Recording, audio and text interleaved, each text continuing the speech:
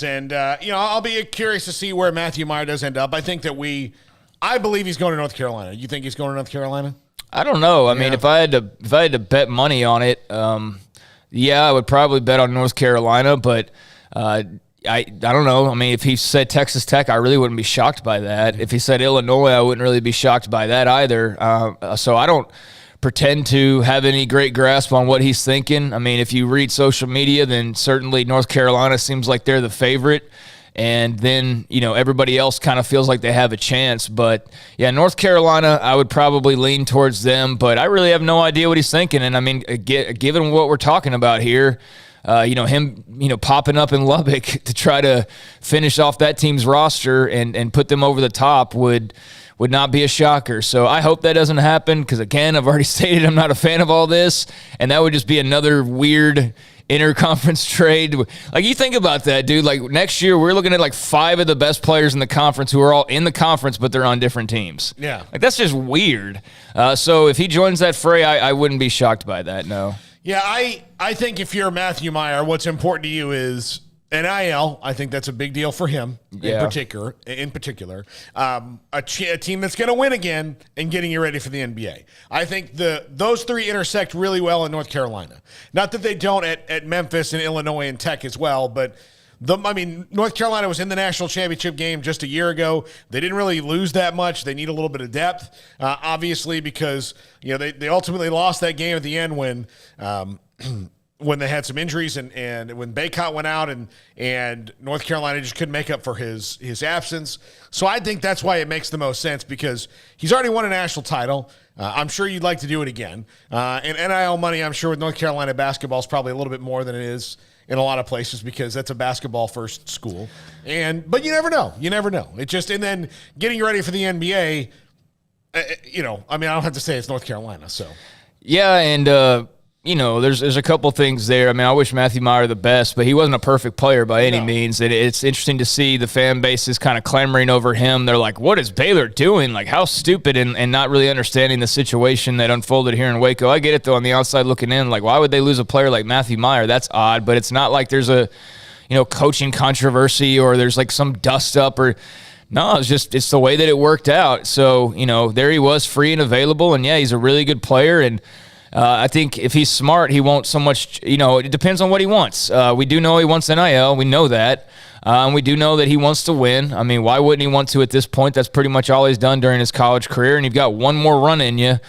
You want to try to win another national championship, and how amazing would that be to win it, twice with 2 different teams? I mean, that'd be a pretty cool accomplishment. So, any of those teams that we've mentioned seem like they'd be good spots for him to make a potential championship run, in particular North Carolina, in particular Tech, among the others.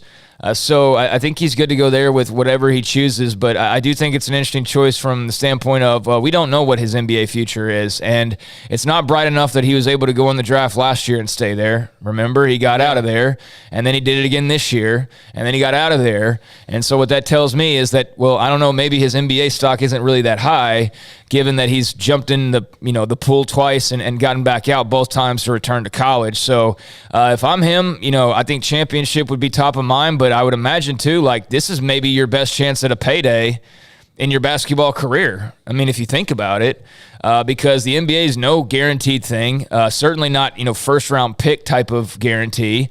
And then Europe, I mean, who knows really what that even looks like, or overseas basketball. I mean, I know you can make good money there. We've known plenty of former Baylor guys that have gone and done that, but it's also a grueling grind of travel and being away from home. And today's world, we've heard from the guys that have been stationed over in Europe and just how odd it is to be away from America for that long, or, when things go kind of crazy in the world to be that far away from home. So that's a type of living that you can make and one that's enjoyable, but I don't know how much money there's in that. So point being that, like I said, I think this is a really important decision for him, not just from a basketball standpoint, but from a business standpoint of like, hey, this is my opportunity to really make a good amount of money here. Yeah, Europe is really good money. I don't think it's like gold bathtub money. No, so it's not NBA money. Yeah, it's not NBA money. It's pretty good. It's good money though. It's life-changing money that can set you up for a little while. But yeah, it's not the same. I mean, sometimes those EuroLeague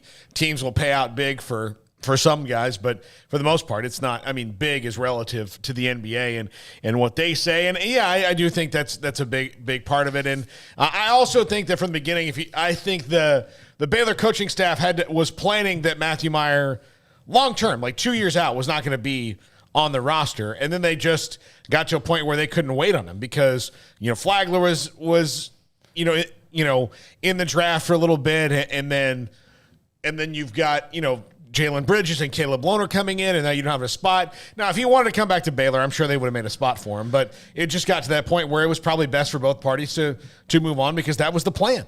I mean, that's what we know of, but I still think it would be interesting to get Scott Drew sat down and really get into his head and, if he'd be honest about it, of like what really happened with Matthew Meyer, because it does seem like they moved on pretty quickly, and they did sort of have the reaction of, oh, well, we're done here, so good luck to them. They did it all respectfully and everything, but I know it still struck some people as odd of like, what do you mean you don't have a scholarship for this guy? What do you mean that you just kind of saw the writing on the wall? So there's parts of this that are still a little confusing or mysterious as to why it was just such a simple transition of him just leaving basically, and them not seemingly putting up that big of a fight. But yeah, I mean, that's where I think some of they decided they were moving on too, it's where that comes into play, because there wasn't a whole lot of pushback or angst or anything like that once he made his announcement. It was just like, okay, cool, best of luck to you. And they just kept on about their business, and he went about theirs. So it was kind of, I think, odd for people to see how seamless that was and why there wasn't a bigger fuss made for a player like that who's obviously very coveted by a lot of other premier teams out there. But I know they feel good about their roster. I know that, maybe Matthew Meyer could have made them better next year. But then again, I don't know that for sure, because I don't know exactly what this team's going to look like, even if we know the players involved and how he would have fit into that and so on. But he was really good here in Waco. He had some moments where, he was certainly one of the more frustrating players you could watch at times. I mean, for the good, there was some of that, like, just, come on, dude. But there was a lot more of the good than any of that. So whoever gets him is going to get a really good player. And if they get the right fit, he could be the type of guy that puts somebody over the top and helps them win a national title. Yeah. All right, Craig, I'm curious. I read this article in The Athletic. It was Chris Vanini and Nicole Auerbach. Both have been on the show in the last couple of weeks. What they wrote, they interviewed several different agents and asked them what they thought were the best coaching hires, what the worst ones were.